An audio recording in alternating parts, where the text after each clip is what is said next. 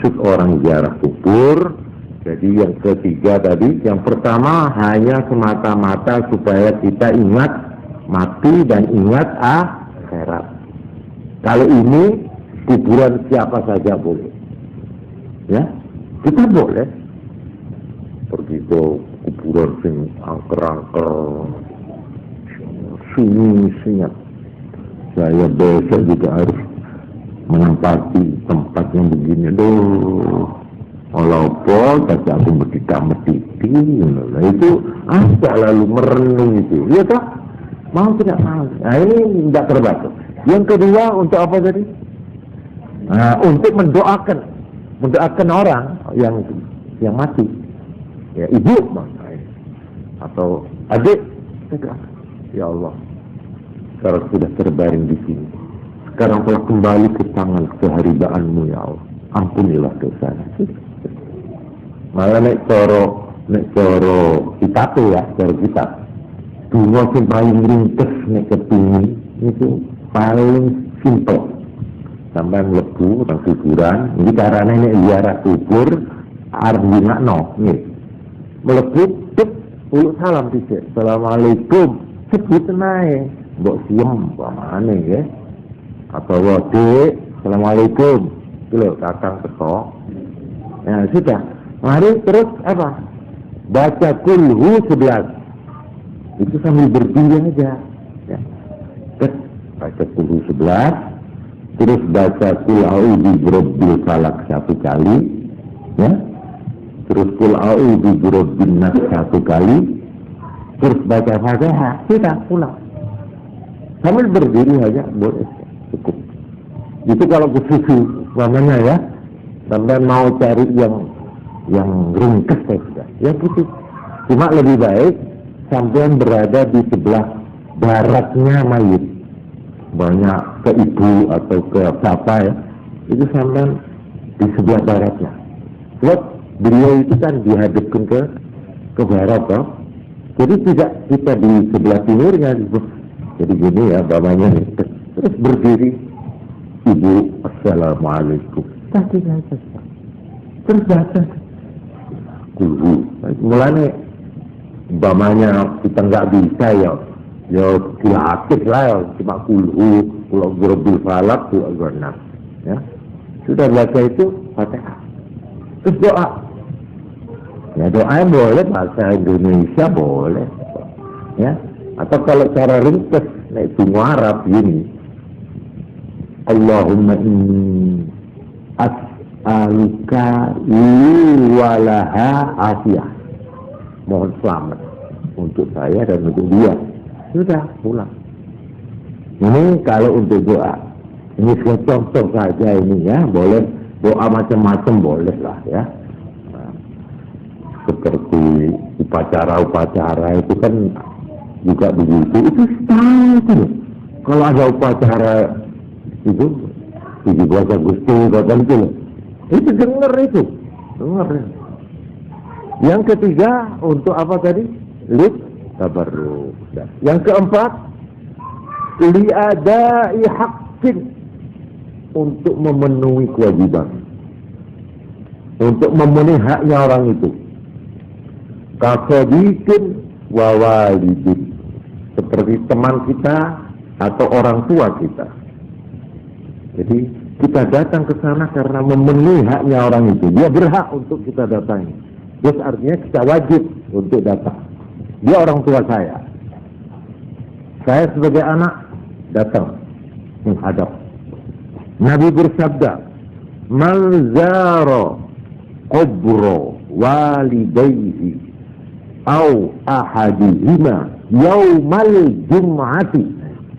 Sapa wong sing ziarah nang pesariane yang tuwa lurune utawa salah sijine wong tuwa luru yaumal jum'ati nalika dina Jumat kana sahajjah, iku ibarate ganjarane kaya wong lunga haji saking apike lho.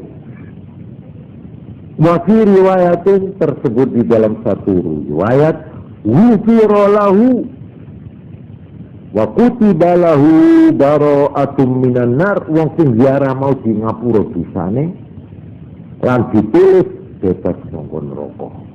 Lho ini lafalnya redaksinya pokoknya orang ziarah kuburan orang tua atau teman ini termasuk diperintah, dianjurkan, sampai dikatakan apalagi hari Jumat. Jumat itu biasanya roh itu yang tadinya ditaruh di mana-mana, sebab roh itu tidak di situ loh. Setiap jamnya, setiap harinya tidak di sana. Menurut keterangan hadis-hadis ini, saya bukan karena saya pernah ke kuburan masuk, tidak. Karena ada hadis yang menerangkan bahwa roh itu tidak di situ. Jangan digambar situ misalnya kudanan, jangan. Tidak.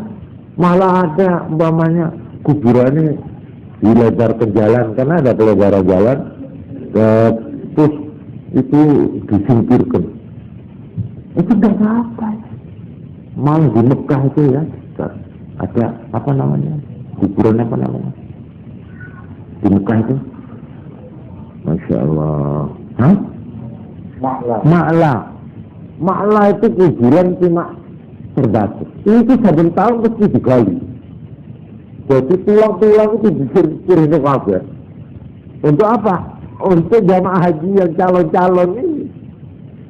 Kalau orang haji datang, kalau mati ya di situ dikubur. Gak ada tempat. Jadi ini yang lama-lama itu digeser, ya, yang sudah. Nah, ini artinya roh itu tidak di situ. Tapi kalau hari Jumat atau pada saat orang ziarah, Assalamualaikum, loh itu artinya roh itu, loh itu cepat, loh lebih dari sinar matahari, ya. Jadi kalau matahari jauhnya berapa mil itu, jauhnya, tapi sinarnya kan cepat sekali datang ke bumi ini. Nah, roh ini lebih punya kecepatan lebih dari itu. Nah ini hadis ya. Lalu yang kelima, nah ini hadisnya lagi, rahmatan wa ta'nisan, karena untuk menunjukkan kasih sayang dan untuk beramah tamah. Nah gitu ya. Jadi datang ke kuburan niatnya cuma ramah tamah. Ramah tamah ya, kok medul ini lho rawat dong kancane ae. Nah ini hadisnya begini. Jadi tujuannya tidak apa-apa, cuma ini teman baik, kolega namanya, atau kelas kenut, ya, teman satu kelas atau satu jawatan, atau teman sepak bola namanya, ya. Katanya Nabi ini hadisnya, anasu ma yakunul mayyitu fi qabrihi idza zarahu man kana ahabbahu fid dunya. Anasi paling apa? Anis itu paling meneng ya, paling kerasan ya, paling akrab ya. Ma yakunul mayyit, keadaan mayit fi qabrihi, di dalam kuburnya dia senang, paling senang, paling merasa kerasan, yaitu idza zarahu, apabila datang berziarah kepadanya, mengkana habbau, orang yang dia cintai cintinya di dunia. Jadi dia tahu ini kalau aku tekor, makin lama kita duduk dia makin senang. Ini namanya mu'anasa, beramah tamah. Yang tidak usah ngomong, kita tidak usah perlu dengar itu. Dia ini kalau kita percaya loh ya. Jadi orang datang ziarah ke kuburan itu ada yang cuma sekedar apa itu? Ya kalau boleh saya katakan beramah tamah. Ya sekedar simpati, menunjukkan cinta kasih. Dan apa? Bagus. Mendatangi teman yang akrab. Assalamualaikum. Kalau nggak percaya nanti kalau sampean mati kan diberitahu. Iya. Iya kalau sampean mati dia tuh bertemu sama tuh kan sampean satu musim sekolah seniku. Ya saya aku kumpul dah. Ya. Iya, boleh. Ini cerita ini boleh nanti dipikir nanti. Iya, kalau kita sudah masuk ke sana lagi. Iya, diingat, dikenal. Baiklah, saya kira ini cukup keterangan saya. Jadi saya secara tidak langsung, ya, saya sudah menjawab pertanyaan ini. Ya, terserah sampai mengambil kesimpulan. Ya, bahwa kalau ada hal-hal yang mengkhawatirkan iman, hal-hal yang bukan saja mengkhawatirkan iman, mengkhawatirkan keamanan, itu soal lain ini, ya. Mamanya kalau kita datang ke situ berbahaya karena keamanan, ya, wanita di situ mamanya, apalagi wanita cantik mamanya, ya, itu kan soal lain sudah, bukan soal kuburannya, sudah soal cantiknya itu, soal keamanannya, ya.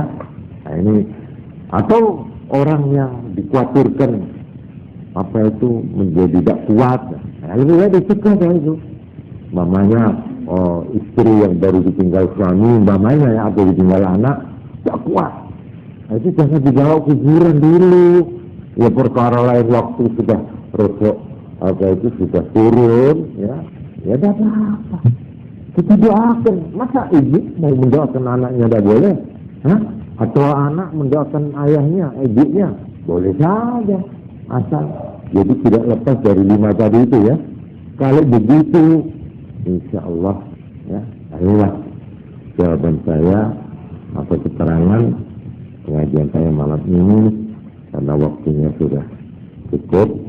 Jadi saya mohon maaf mengenai yang ini terpaksa saya tinggal lagi, ya. Ini insya Allah nanti merupakan uraian tersendiri, yaitu ingin mengenal pribadi Nabi Muhammad Sallallahu Alaihi Wasallam. Kita ingin melakukan pendekatan, ya. Kita sebagai pengikutnya, sebagai umatnya, ya. Mudah supaya kita bisa tahu gambaran bagaimana sifat Nabi, baik sifat-sifat fisik maupun sifat-sifat dalam arti mental dan moral, ya, secara singkat, sehingga kita itu ada gambaran, oh Nabi itu begini.